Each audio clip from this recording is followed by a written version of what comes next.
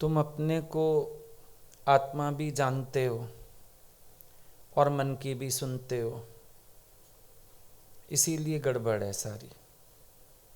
जब एक निर्णय हो गया कि तू ब्रह्म स्वरूप है और निश्चय में आ गए तुम, फिर ये मन जो बीच बीच में कहने आता है अभी पूरी स्थिति नहीं है, अभी निश्चय नहीं है, अभी फलां चीज़ नहीं है, तुम मन को सुनते क्यों हैं?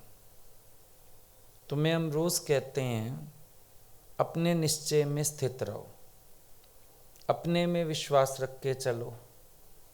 जैसे गुरु में विश्वास तुमने रखा, अब भले संसार के 4 लोग तुम्हें कुछ कह भी दें तो भी तुम कहते हैं नहीं, हमने अपने अनुभव से देखा है, हमारा अपना विश्वास है, हमारा अपना प्रेम है, और तुम उनकी बातों को दोबारा अपने अंदर रिवाइज भी नहीं करना चाहते हैं। ऐसे ये मन भी है, ये अलग है तुमसे, इसको मालूम है तुमने गुरु की सुन ली तो इसका राज खत्म हो जाएगा। सो ये रोज़ खड़ा हो जाता है कोई ना कोई बात सुनाने के लिए, कोई ना कोई बात कहने के लिए, पर तुम इसको डिनाय करो। मन फैसला नहीं करेगा कि तू आत्मा है या नहीं है, पर ये तुम्हारा निश्चय है। मन अपनी कमी तुम्हारे में ही डाल देता है। अभी समझो कोई भी ख्याल है, द्वैत का ख्याल है, कोई विकार है, किसका धर्म है? मन का धर्म है। मन तुम्हें अपनी गलती भी तुम्हारे खाते लिख रहा है। अभी तेरे को निश्चय नहीं है, अभी तेरे अंदर द्वैत है, अभी तेरे से फलां गलती हो गई। मन से पूछो मेरे से गलती हुई या तेरी गलती है? अब ये भी तो हम मिक्स हो रहे हैं ना, और जब तक हम मिक्स होएंगे हम कभी स्टैंड नहीं हो सकते हैं। गुरु ने कहा है मन की बात को अपने में नहीं मानो, ये बहुत बड़ा अज्ञान है। मन का ख्याल अपने में मानना, मन की बात अपने में मानना, ये अज्ञान है। क्यों मानते हो? तुम जो हो वो तो हो ही। अब तुम देखो, सोना है, सोने का जेवर है, उसमें तुम सब जानते हो खोट मिक्स है। खोट के बिना जेवर बनेगा नहीं, इसीलिए फिर 24 कैरेट ज्वेलरी होती नहीं, 22, 20, डायमंड तो 18 में सेट करते हैं कि उतना वो पुख्ता होता जाता है। नहीं तो 24 कैरेट होगा तो चूड़ी पहन लोगे मुड़ जाएगी, 2 घंटे में ही खराब हो जाएगी शेप उसकी। लेकिन फिर भी हम क्या कहते हैं, चूड़ी सोने की है, चेन सोने की है। खोट होते हुए भी हम खोट को नहीं गिनते हैं ना। अब मानवीय खोट शरीर का धर्म है, लेकिन तुम अपने निश्चय में रहो ना। तुम फिर अपना निश्चय छोड़ के उस खोट का ध्यान क्यों करने लगते हैं? ये कमी है, वो कमी है। पूर्ण आत्मा में कोई कमी होती है क्या? आत्मा में कमी नहीं है। बाकी जो स्वभाव है वो मन का है, इसको अलग करो अपने से। ये फिर अज्ञान को अगर स्वीकार ही करते रहोगे, निश्चय में तो किसी भी दिन खड़े नहीं हो सकते। फिर तो बैठे ही रहो। अब मानवीय विकार देखने शुरू करो, तुम्हें पूर्ण सतगुरु में भी दिख जाएंगे, अवतारों में भी दिख जाएंगे। वो उनमें है नहीं ना, लेकिन मानव लीला है। उनमें तो नहीं है कोई भी खोट, उनमें तो नहीं है कोई भी विकार। अब तुम भी अपने निश्चय में खड़े हो जाओ और इस सब को अंदर से मानना छोड़ो।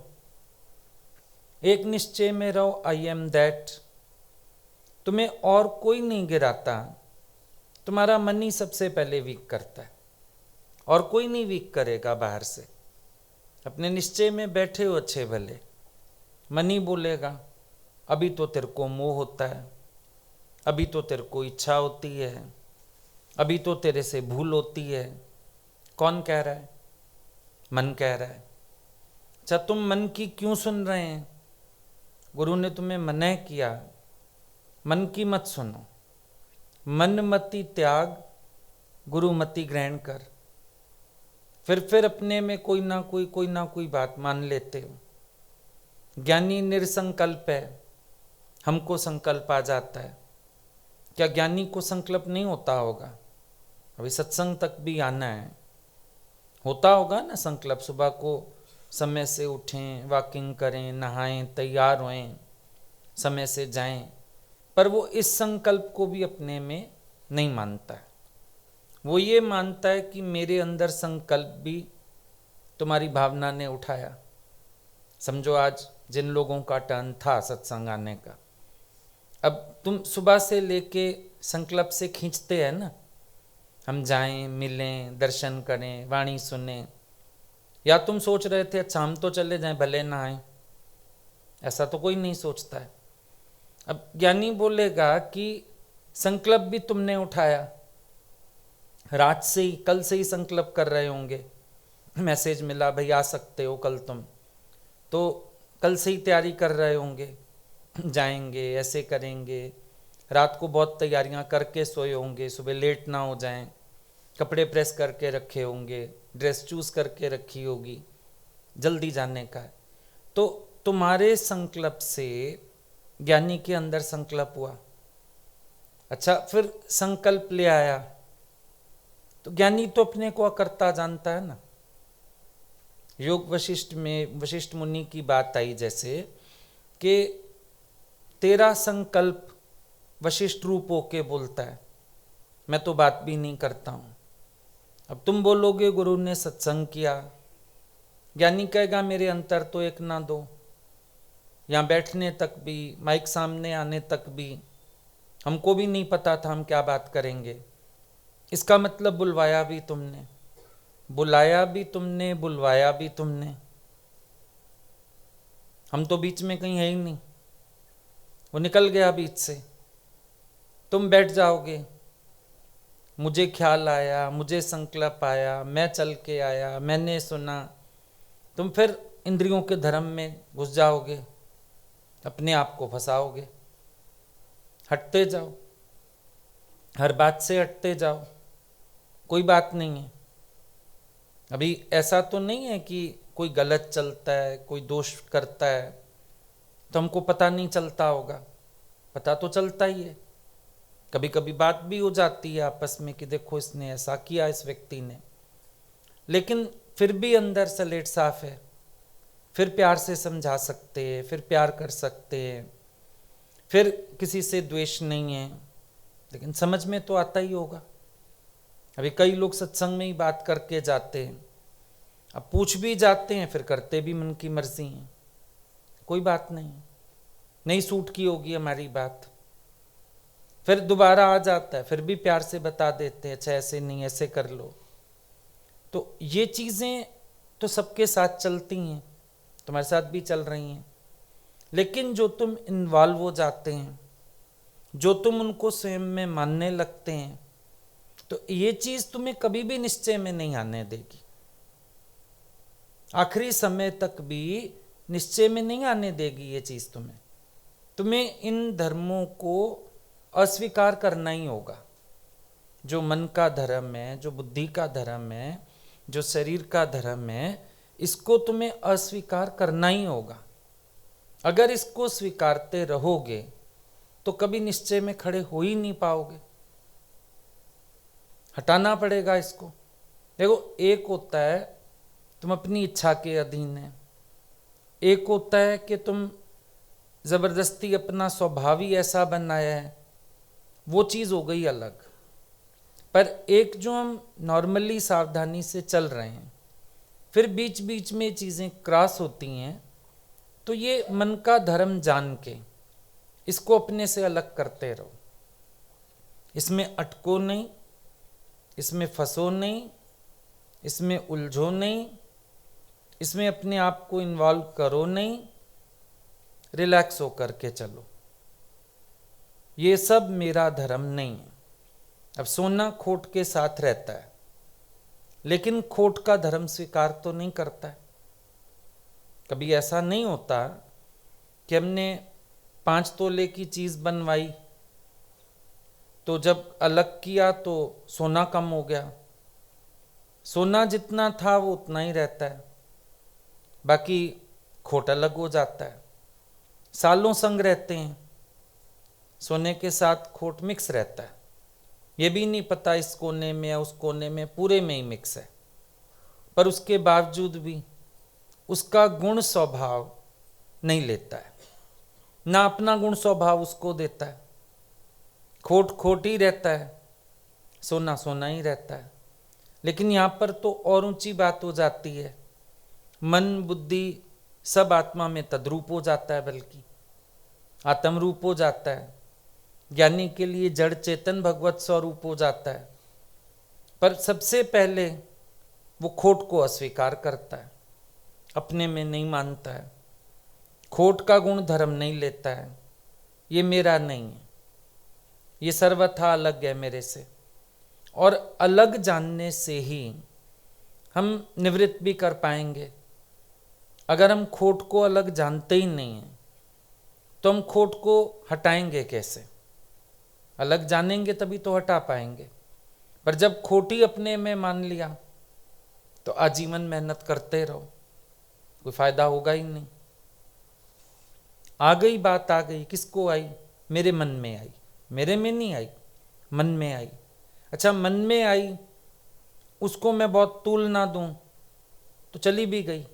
आ और गई, आई और गई ना, खत्म हो गई बात। ठीक है, फिर अपने में लौट आओ।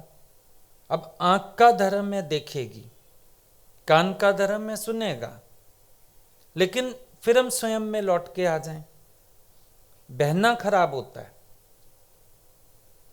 देखो वो होता है ना कैमरा, उससे तुम सब तरफ घूम के देखो तो कोई पिक्चर क्लिक नहीं हुई, दिखेगा सब उसकी स्क्रीन में से। पर जब तुम बटन दबा देते हैं तो पिक्चर क्लिक हो जाती है। अज्ञानी के अंदर क्लिक होती है पिक्चर्स। ज्ञानी की आंख कैसी है? जैसे कैमरे की आंख है, क्लिक कुछ नहीं होता है, उसको भी पता चलता है सही क्या है गलत क्या है, जानता है वो भी। पर चोर साध को एक पछाणे, ये स्थिति कैसे है कि मन में ना चोर का द्वेष टिकता है, ना साधु का राग टिकता है। इतना ही है। आकाशवत अंदर की स्थिति है, जैसे आकाश में कोई पेंसिल भी नहीं टिकती है, इसी प्रकार से उसके अंतर में कुछ टिकता नहीं है। चोर अपने धर्म में चल रहा है, मैं अपनी गठरी बचा सकता हूं। साधु अपनी कमाई कर रहा है, मैं उससे प्रेरणा ले सकता हूं। साधु से राग करके कल्याण नहीं होने वाला, चोर से वैर करके कुछ मिलने वाला नहीं, लेकिन पता फिर भी चलेगा। पर चोर साध को एक कैसे पहचानता हूं कि मैं किसी के गुण धर्म में जाता ही नहीं हूं, फिर अपने में लौट आता हूं। फिर अपने को ये सुना सकता हूं तेरा की तुझे क्या करना, करनगे सो भरनगे, कबीरा तू क्यों भया उदास। आखिर में कबीर जी को अपने को ही प्रबोध देना पड़ा। पहले तो उलझे, कबीरा तेरी कोठरी गलकटियन के पास, पर आखिर में स्वयं को प्रबोध दिया, करनगे सो भरनगे। ये आकाशवाणी कोई आकाश में नहीं हुई। जब मन बुद्धि के धर्म से अलग हो जाओ तो अपने ही भीतर जो विवेक आवाज देता है, ईश्वर आवाज देता है, वही आकाशवाणी होती है। तो पता चलता है, उस आकाशवाणी का प्रबोध पता चलता है। वो आकाशवाणी हुई भीतर, करनगे सो भरनगे, कबीरा तू क्यों भया उदास। इतना ही है। अब घर में कोई आएगा तुम्हें पता तो चलेगा, माँ है, बहन है, भाई है, पता तो चलेगा।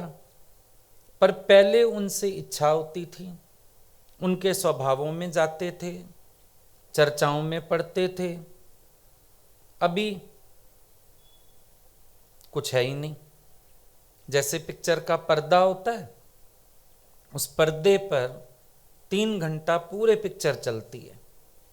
उसमें पानी भी आता है, बारिश आती है, आग भी लगती है, घोड़े गधे भी आते हैं, मारधाड़ भी होती है, खून भी होता है। पर पिक्चर खत्म होने के बाद पर्दा साफ का साफ है। 3 घंटे की पिक्चर चली, हर तरह की चीजें थी, पर पर्दा निर्लेप है। चित्त की निर्लेपता सिद्ध रहनी चाहिए। चलेगा सब बाहरी व्यवहार, शरीर का जो हिसाब किताब है, जिन लोगों से मिलना जुलना, उठना बैठना, सब चलता रहता है। कानों में अपने प्रति भी आवाजें आती रहती हैं, कोई अच्छा कहता है, कोई बुरा कहता है, कोई प्रशंसा करता है, कोई निंदा करता है, पर चित्त साफ है, क्लीन एंड क्लियर, कोई स्पॉट नहीं है। जब तुम्हारे अंदर कोई स्पॉट नहीं है, ये तुम्हारी स्थिति है।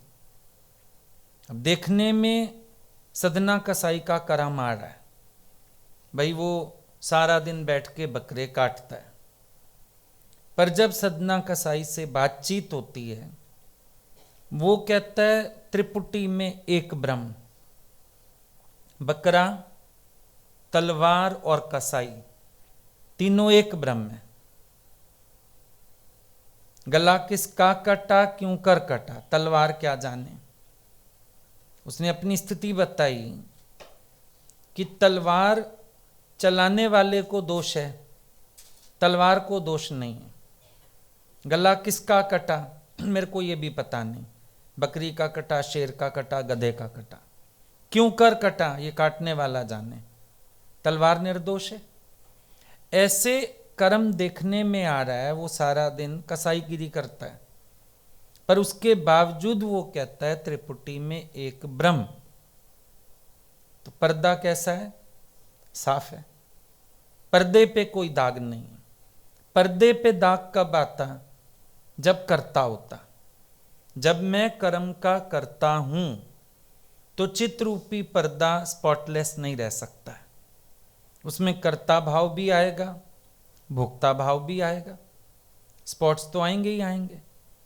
लेकिन जब स्वयं को अकर्ता जानता है और त्रिपुटी में एक ब्रह्म जानता है, तो भले कर्म दुनिया देख रही है, पर इसको बोला ज्ञानी ध्यानी नरक पड़े, स्वर्ग पड़े हत्यारे, गुरु दी शरण जो आए सो कर्मा दे मारे।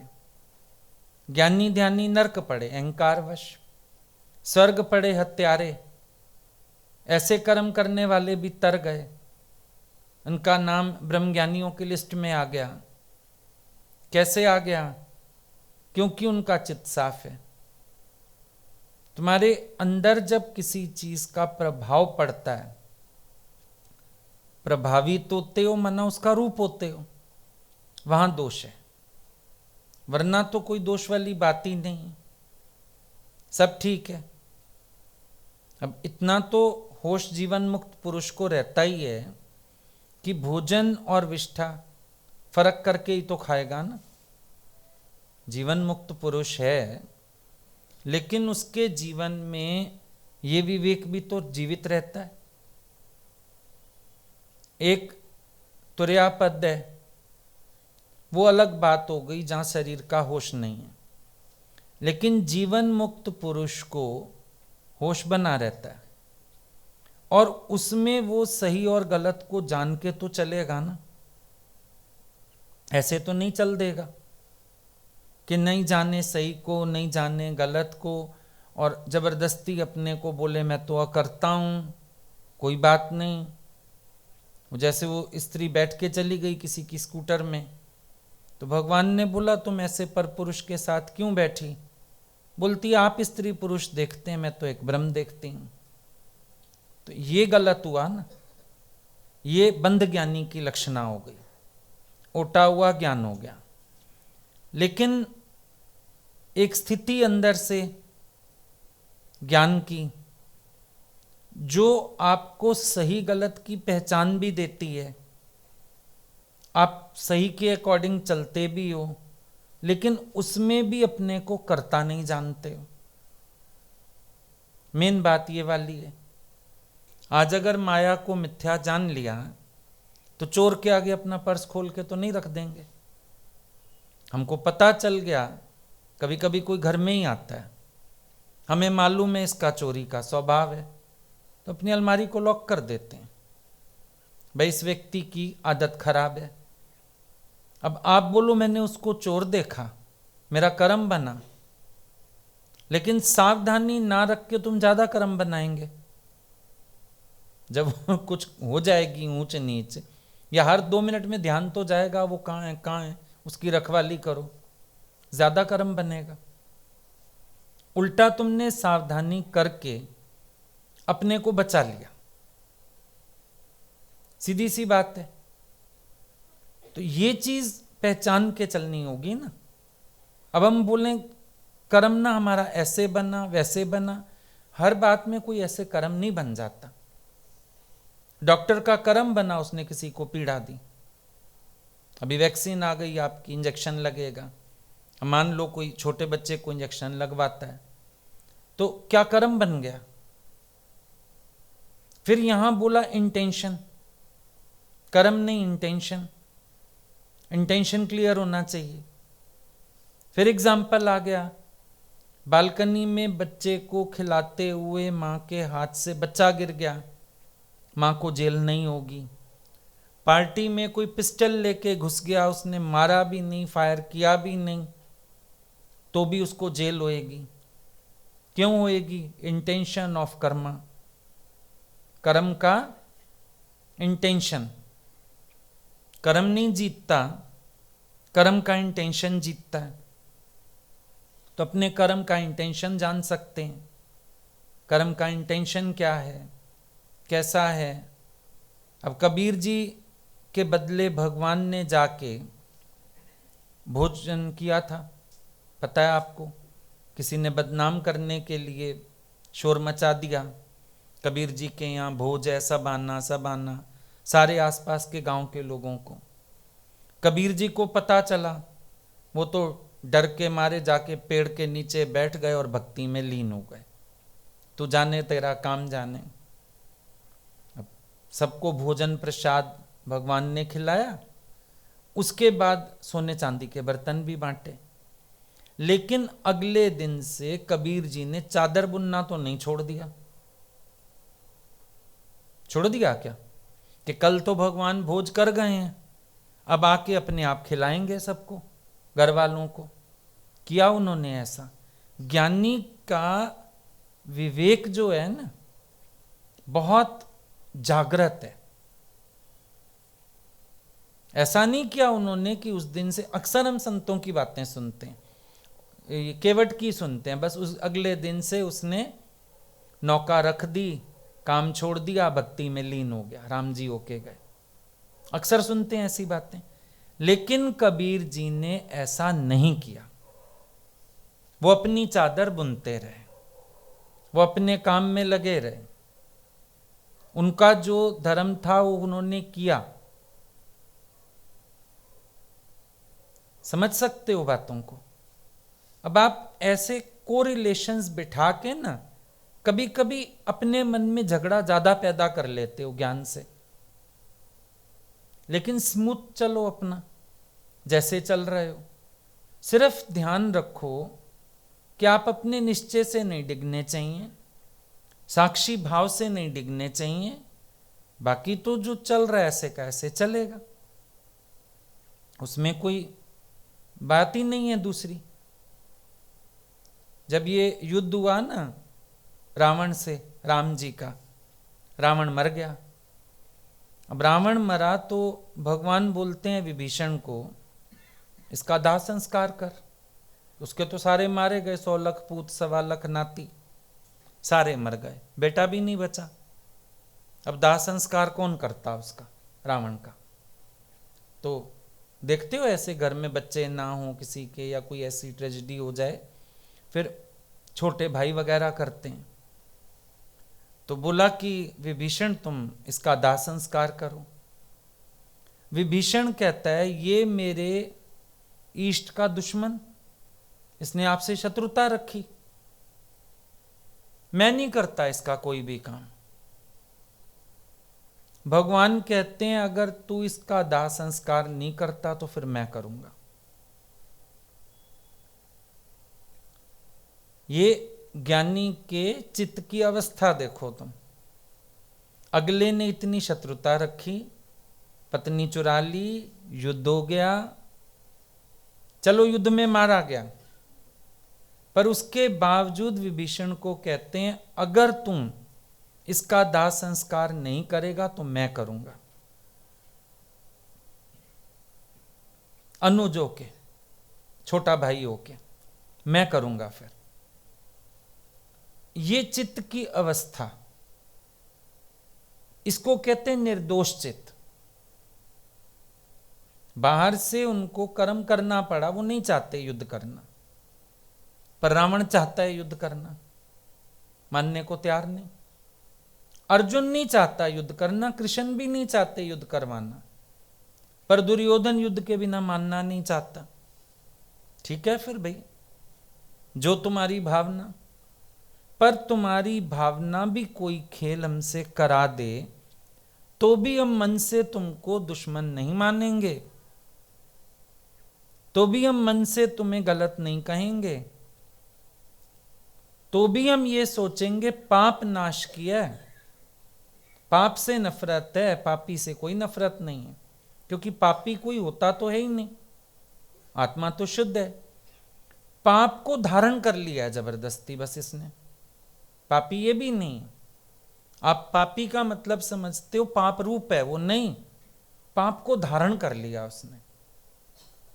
भूला हुआ कौन है, आत्मा भूला हुआ नहीं है, भूल को धारण कर लिया है तो सारे स्वभाव बाहर से धारण करने वाले। आत्मा निर्गुण है, अच्छाई चाहे बुराई, गुण चाहे अवगुण, सब बाहर से धारण ही तो होते हैं। जिसने गुण धारण किया आप उसको गुणवान मानने लगते हो, जिसने अवगुण धारण कर लिया अवगुणी मानने लगते हो। पर तत्व दृष्टि रखो अगर, तो गुण और अवगुण दोनों ही नहीं है ना उस तत्व में। तो मोहे निर्गुण जियो सब गुण तेरे, वो निर्गुण है जिसके आधार पर सब गुण है।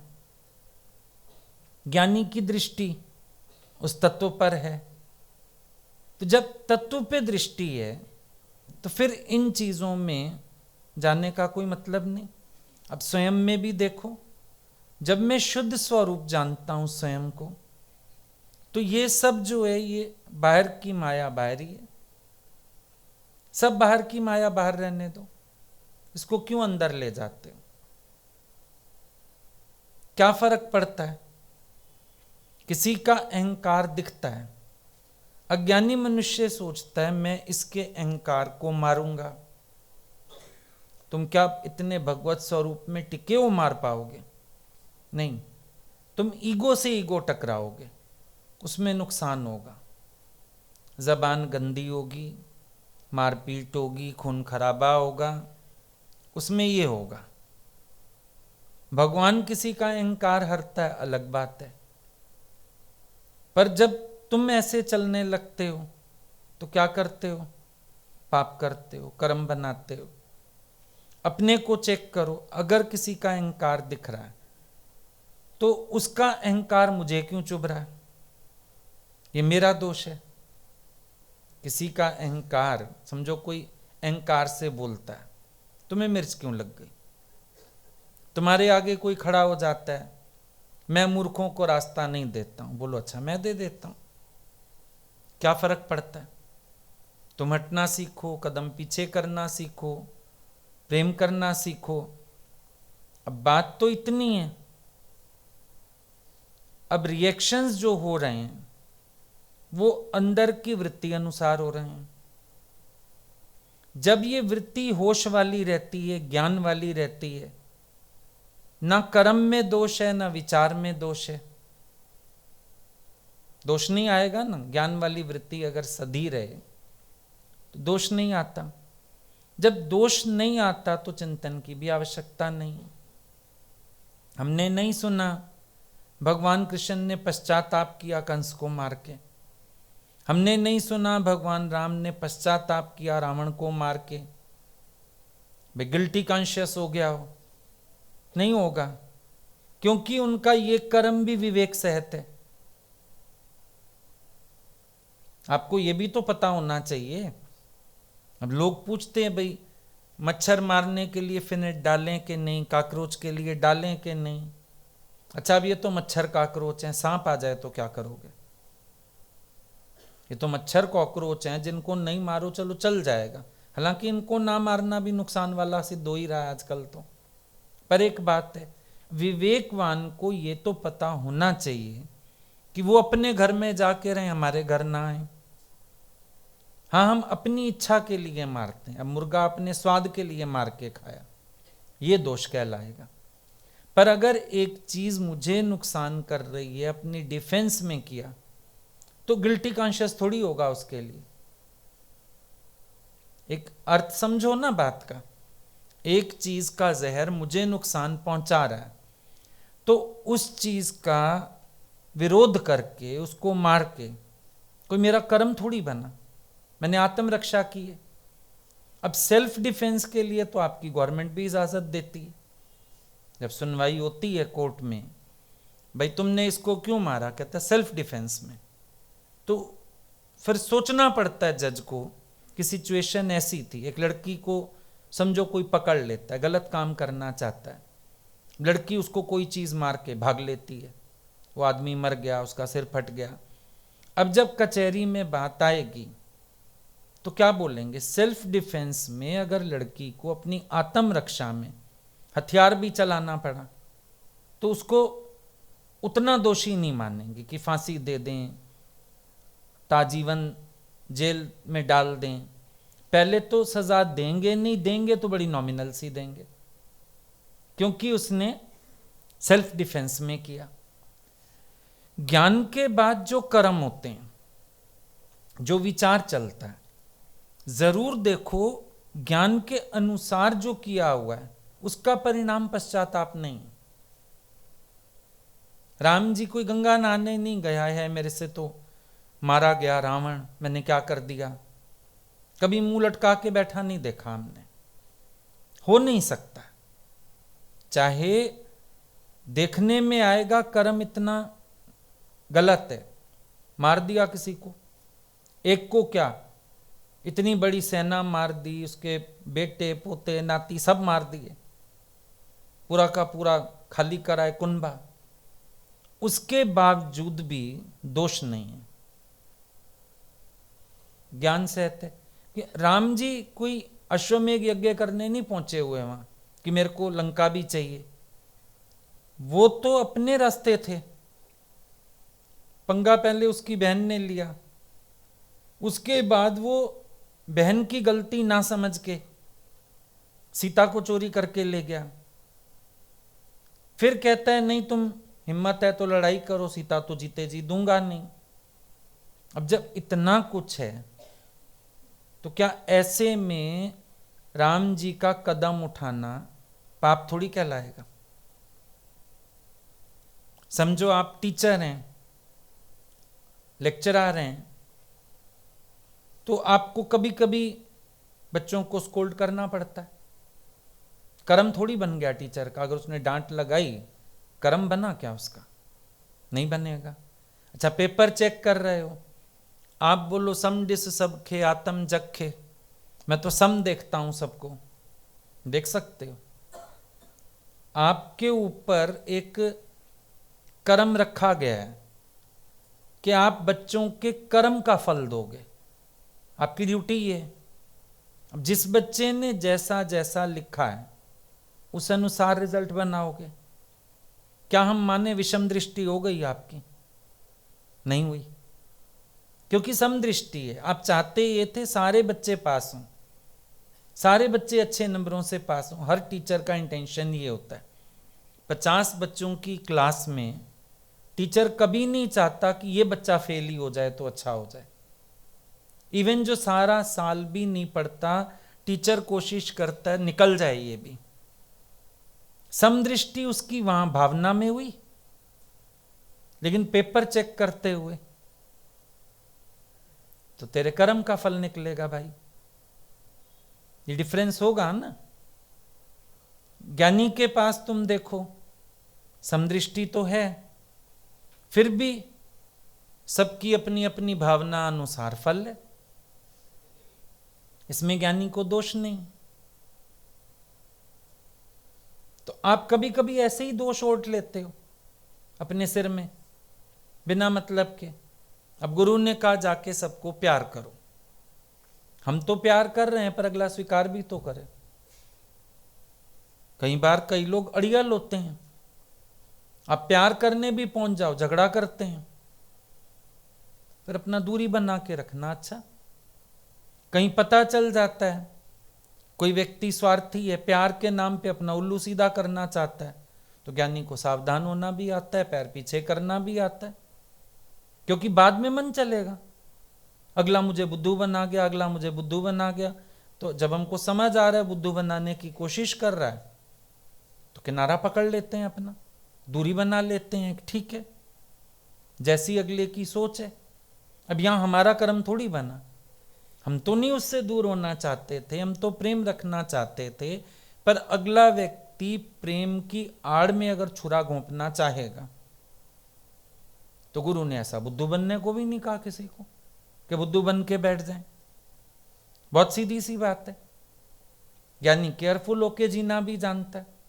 क्यों आपको कहा जाता है रात को अगर पार्टी से भी आए हो, आपने अपने ईयररिंग्स उतारे, रिंग्स उतारी, उसको पहले अलमारी में रखो, बाद में नौकर को दोष ना देना, काम वाली को दोष ना देना। इतना चतुर हर एक को होना चाहिए। पहले अपनी चीज संभाल लो, बजाय बाद में 10 लोगों की तरफ उंगली उठाओ। 10 से कर्म बनाया, पर अपनी चीज संभाल ली होती तो झगड़ा ही कोई नहीं था। ना निंदा करनी पड़ेगी, ना क्रोध करना पड़ेगा, ना गाली देनी पड़ेगी, ना किसी को बुरा कहना पड़ेगा। हम पहले खुद संभल गए, हमें मालूम है। अब कहीं तुम जाओ इधर पार्क वगैरह में, आजकल अम्यूजमेंट पार्क है, कहीं फॉरेन जाओ कहीं जाओ, लगे रहते हैं अम्यूजमेंट पार्क हैं। अब हम जानते हैं कि हमको शरीर को नहीं सूट करता, डर लगता है, चक्कर आता है, वॉमिटिंग होती, चढ़ना ही क्यों है ऐसे झूले में? दूसरों को देख के खुश हो लो, काफी। जबरदस्ती चढ़ जाओ, फिर ऊपर जाके हाय मां चिल्लाओ, चीखो, वॉमिटिंग करो, परेशान हो, उससे बड़ा बेहतर है प्रिकॉशन। बहुत सी चीजें हैं ऐसी, शरीर की इम्यूनिटी पता होती है। अब इस मौसम में सर्दी के कोई कहे आइसक्रीम खा लो, हमको पता है हमारा गला सेंसिटिव है, सॉरी, एक ना 100 सुख। अब तुम बोलो मैंने उसका प्यार स्वीकार नहीं किया क्या? तो ऐसे प्यार को स्वीकार करके क्या करना जो मुझे तकलीफ दे जाए?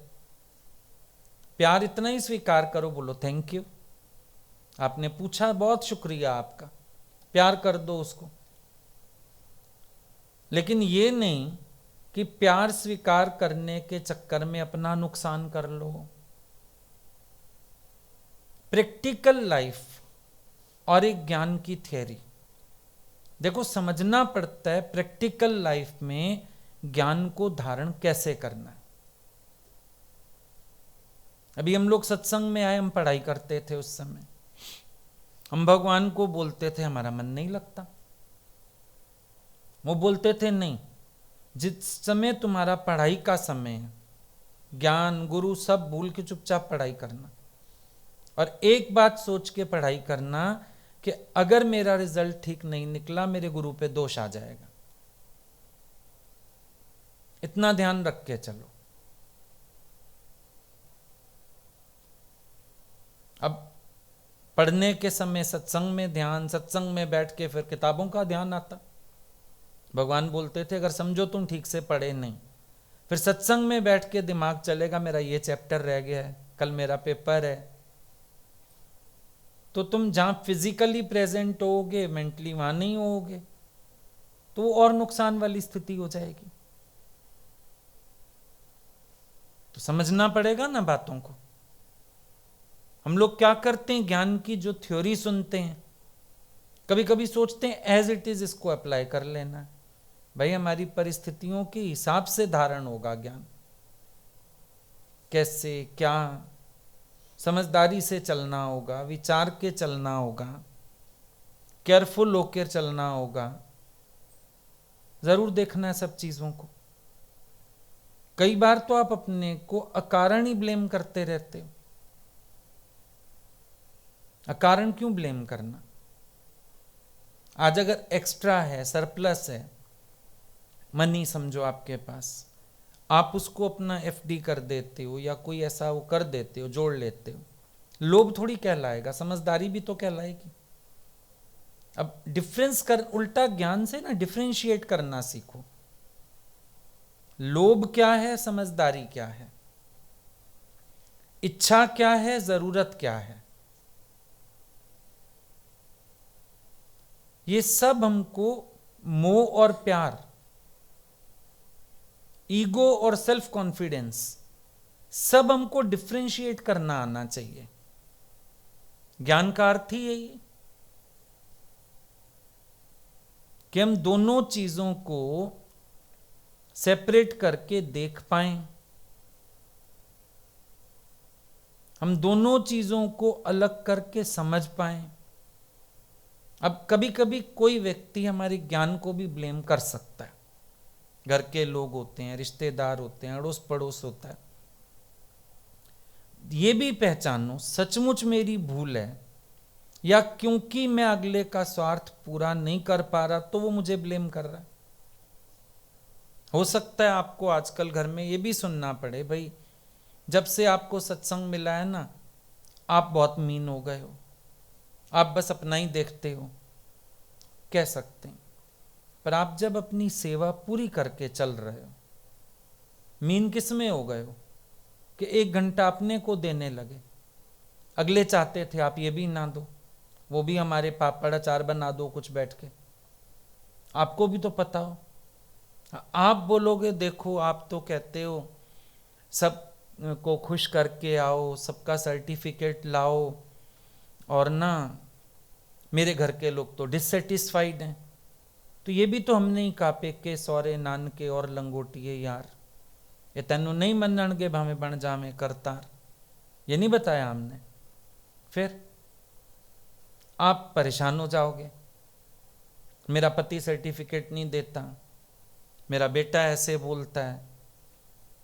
अगर आपके जीवन में सचमुच दोष है आप उसको निवृत्त करिए, पर अगर आपको लगता है अगले अपने स्वार्थवश बोल रहे हैं तो ठीक है, फिर आप अपने में स्ट्रांग रहिए। आप बहुत जगह अपने को लोगों के व्यूज के कारण भी वीक कर लेते हो, कमजोर कर लेते हो। दादाजी कमजोर पड़े क्या? वो गाली देते थे, लोग उनको गाली वाला गुरु कहते थे, वो हंसते थे, बोला गाली भी तो देता हूं, लेता थोड़ी हूं कुछ तुम लोगों से, अपने निश्चय में, क्योंकि उनके अंदर कुछ था ही नहीं। एक व्यक्ति क्रोध में, आवेश में बोलता है, उनकी वो स्थिति नहीं।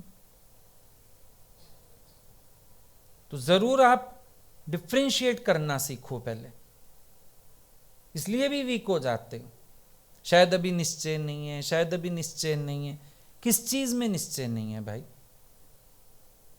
निश्चय की ज्योत तो जल गई ना, अब अंधेरे का कोई मतलब ही नहीं। जबरदस्ती आप अंधेरे को मान रहे हो अपने में, हटा के चलो सब बातों को। और ये तो है ही, फिर जहां इंसान बैठा है उसके अनुसार वर्तना ही पड़ता है। बहुत सीधी बात है। आज कोई हमें पसंद नहीं करता है, हम उसके रास्ते ही नहीं आते, बात खत्म। हम वास्ता रखना ही नहीं चाहते भाई, अगले को भी विक्षेपता में लाएं, कहीं ना कहीं खुद भी विक्षेपता में आना पड़ेगा। इससे अच्छा उचित दूरी बना के चलो, ज्यादा अच्छा। अपनी 2 गाड़ियां चल रही हो, हम लोग कहीं जाते हैं, 2-3 गाड़ियां समझो हैं, अब अपनी गाड़ियां साथ साथ रखो, उल्टा ध्यान रखते हैं हमारी गाड़ी इधर उधर ना हो, पर किसी व्यक्ति और हो और उसकी गाड़ी के साथ गाड़ी लगा लो, वो तो रोक के लड़ने आएगा कि तुम पीछा कर क्यों रहे हो मेरा, लड़ेगा कि नहीं।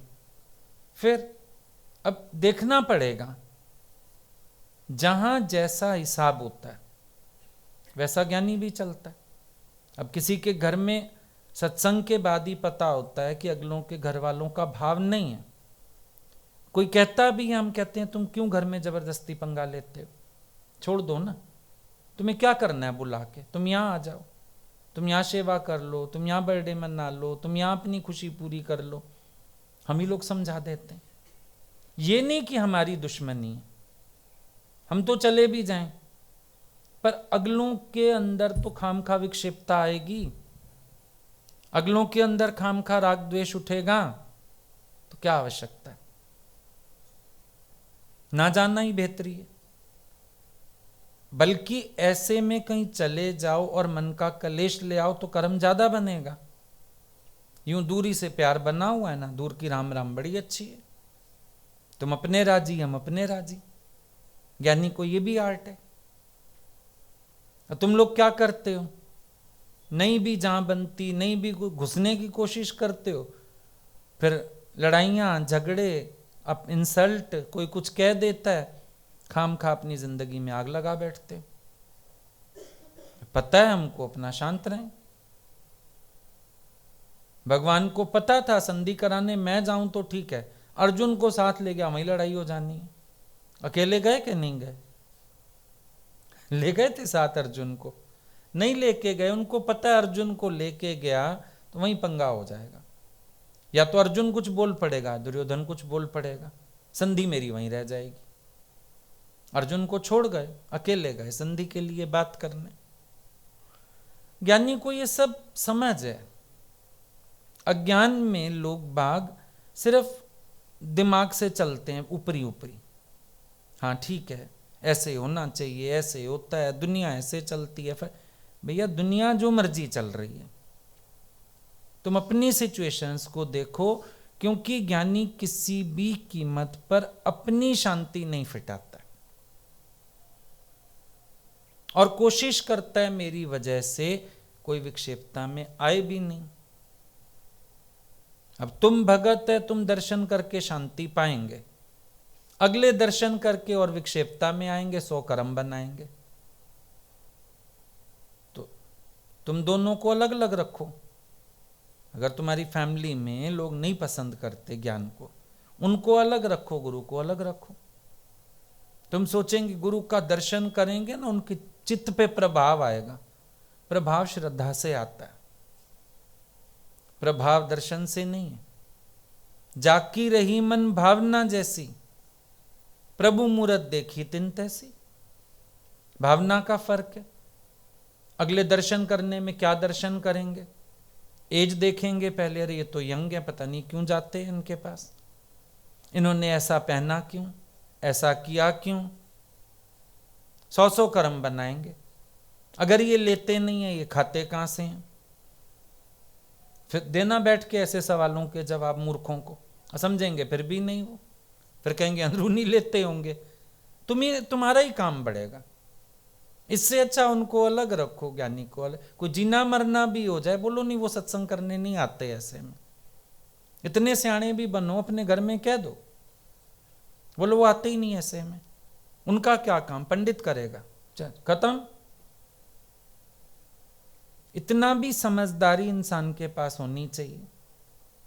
कभी कभी खुद ही कह दो, उनका कोई काम है क्या इसमें, उनका कोई काम ही नहीं। कभी होता है ना घर में कोई फंक्शन वंक्शन कुछ होता है, फिर तुम्हारे घर के बुलाना है तो बुला लो, क्या आना जाके, बोलो ना उनका क्या काम, मैं हूं ना घर में, उनका कोई काम ही नहीं, वो क्या करेंगे ऐसे में आके। खुद ही अकल सीख जाओ। तुम सोचेंगे नहीं शायद आप आएंगे, वो आपको देखेंगे, वो आपकी बात सुनेंगे। वो मेरी बात तो तब सुनेंगे, वो तो देखने से ही उनका मन चलना शुरू हो जाएगा। उम्र देखेंगे, पहनावा देखेंगे, गाड़ी देखेंगे, गाड़ी से उतरते देखेंगे, कोई वेलकम कर रहा होगा उसको देखेंगे। इतना तो वो पाप की गठरी पहले ही इकट्ठी कर लेंगे, उसके बाद वो मुझे सुनेंगे क्या? यूजलेस, बेकार। और उसके बाद सवालों की झड़ी तुम्हारे लिए। गाड़ी किसकी थी जिस पे आए थे? गाड़ी कौन चला रहा था? ये ड्राइवर रखा हुआ है इन्होंने? देना तुम जवाब। खाते कहाँ से हैं, पहनते कहाँ से हैं, ये दिस दैट, इतनी विक्षेपता अपनी जान को कर लोगे। इससे अच्छा दो किनारे दे। हाँ, कहीं श्रद्धा दिखती है, बढ़ के भी कहो कि मेरा भी मन है। ये भी अपनी अक्ल होनी चाहिए ना। हम गुरु को लजाएं, अब उनकी भी तो इंसल्ट है। उनको किसी ने इस दृष्टि से देखा, उनके लिए किसी ने ऐसी बातें की, उनका अपमान करा दिया, अपनी विक्षेपता खड़ी की, घर वालों को कलेश में डाला। इससे अच्छा अपना जहां श्रद्धा नहीं है वहां शांति रखो। ये सब हमको पता होनी चाहिए चीजें। आप लोग ऐसे जबरदस्ती किनारे नदी के मिलाने की कोशिश करते हो जो मिलने ही नहीं। और भगवान इतने मजेदार हैं, जो जैसी भावना रखता है उसको वैसा ही दर्शन देते हैं। शंका वाला भी झोली भरेगा, श्रद्धा वाला भी झोली भरेगा। शंका वाला आ गया, आ भाई तू भी झोली भर, तू क्यों खाली जा रहा है? और शंकाएं उठा, और बातें उठा। श्रद्धा वाला श्रद्धा ले जाए। इधर एक थे माता जी ब्रह्मज्ञानी, तो वो कभी ऐसा कोई आ जाए ना सत्संग में, किसी के घर का कोई अश्रद्धालु, वो अंदर से 12-12 सोने की चूड़ियां हाथ में पहन के निकलती थी बाहर। नॉर्मल सत्संग में इतना बड़ा हार। अब वो आने वाला और कुड़ जाए, तुम कहते हो ब्रह्मज्ञानी, ये माता जी बुढ़ी को इतने शौक। बोला देख, उसके पास वो था गाउन सा बहुत हैवी वर्क वाला, वो पहन के आ जाती थी, कंगन। अगला ऐसे ही 100 कर्म बना के चला जाए।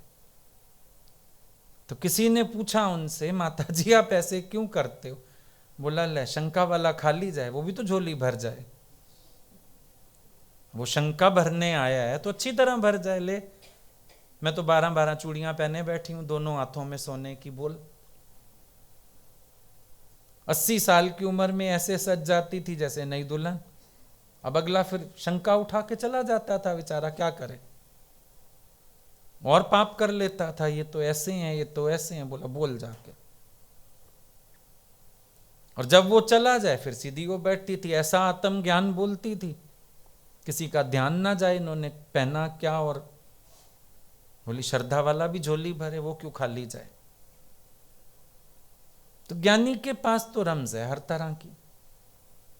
ज्ञान को प्रैक्टिकली लेके चलोगे तो आपका वे स्मूथ रहेगा और आपको मंजिल मिलेगी।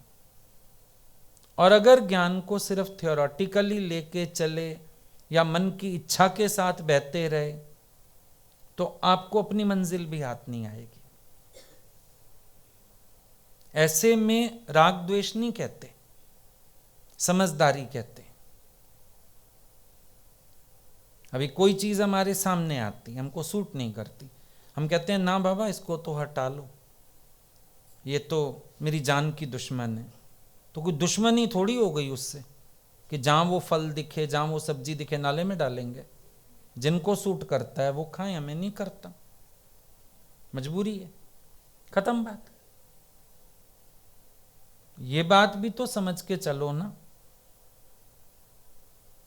कि कहां पर किस तरह से हमको एक्ट करना होता है, क्योंकि बैठे घर में हो। देखो एक बड़ा फर्क है, या तो गुरु ने आपसे घर छुड़ा दिया होता, अब आप बैठे अपने घरों में हो, आपको उसके अकॉर्डिंग चलना पड़ेगा, हिसाब किताब से। ऐसे ज्ञानी अपनी निर्दोष आत्मा की खुनकी में है, पर सामने वाला कोई कहता है नहीं तुम गलत हो, तो 100 बार झुक के माफी भी मांग सकता है, प्रेम बनाए रखने के लिए।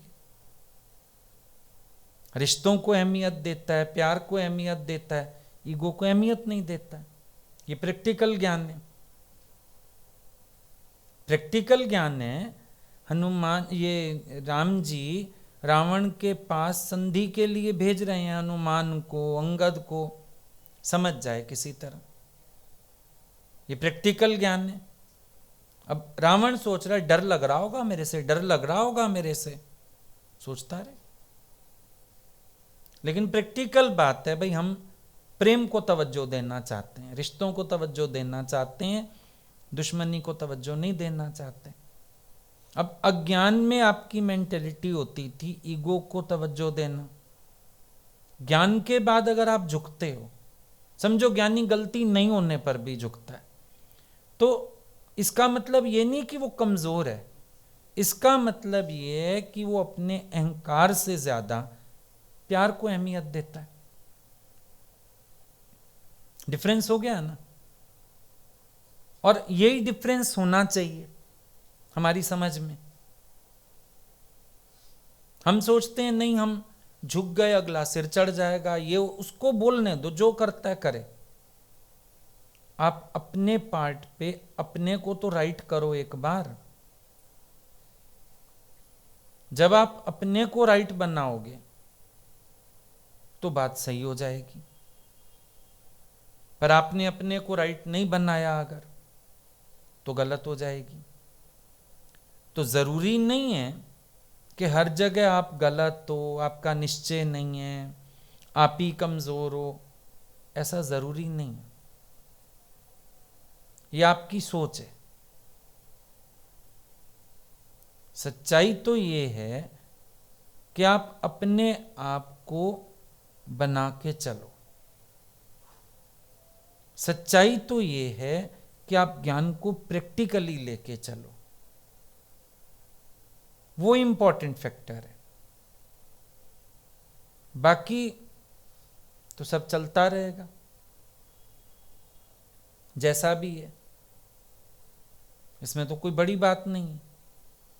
लेकिन हर समय हम अपने ज्ञान को ही गलत करके बैठ जाएं, अपने निश्चय को ही कम करके बैठ जाएं, मन की बातों में आ जाएं, लोगों की बातों में आ जाएं, तो पहले ये जरूर चेक करना आपके अपने अंदर ज्ञान की ठीक समाधानता है।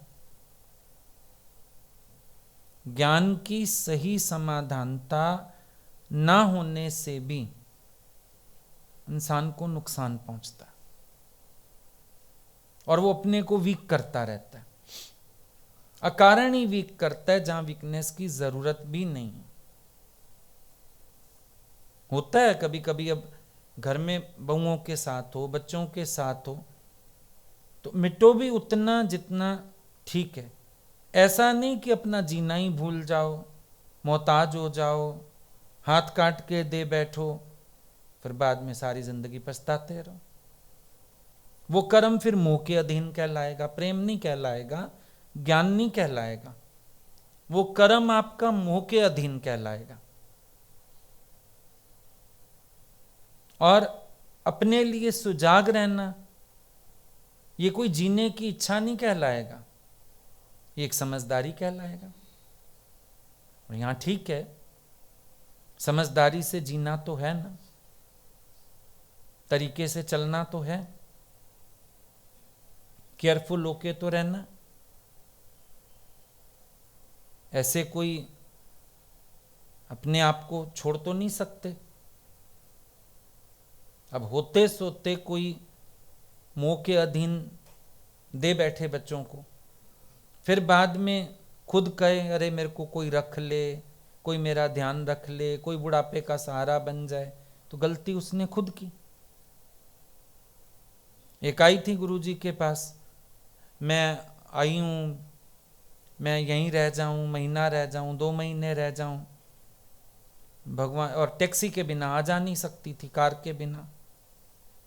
भगवान ने बोला तुम अपना पैसा खर्चो और टैक्सी से आओ जाओ।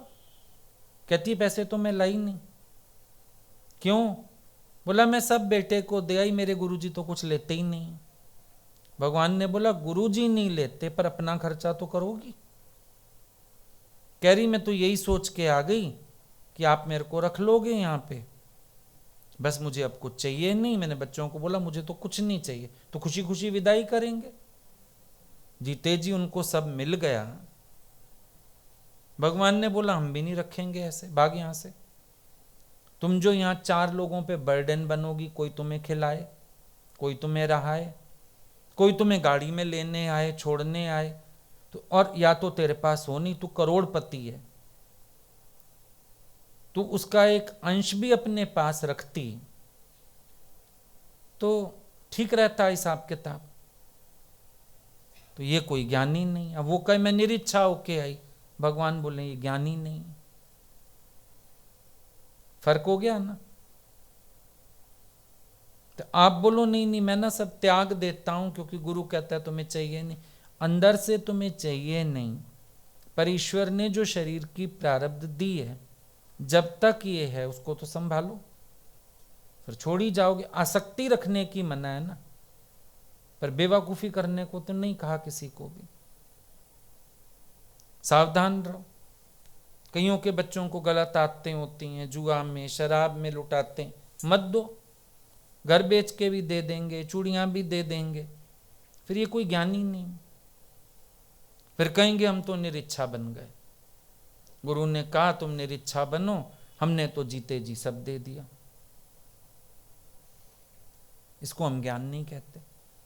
तो जरूर चेक कर लेना कि आपका मन जो आपको कमजोर बना रहा है, कोई मिसकंसेप्शन तो नहीं है कहीं। क्या बेकार के मिसकंसेप्शंस को लेके अच्छे भली अपनी स्थिति को, अच्छे भले अपने निश्चय को फिर कमजोर बनाते जा रहे हैं? क्लेरिफाई करके चलो। समाधानता, षट संपत्ति में समाधानता भी आ गई कि पूरा पूरा ठीक से समाधान हमारे पास होना चाहिए। ठीक।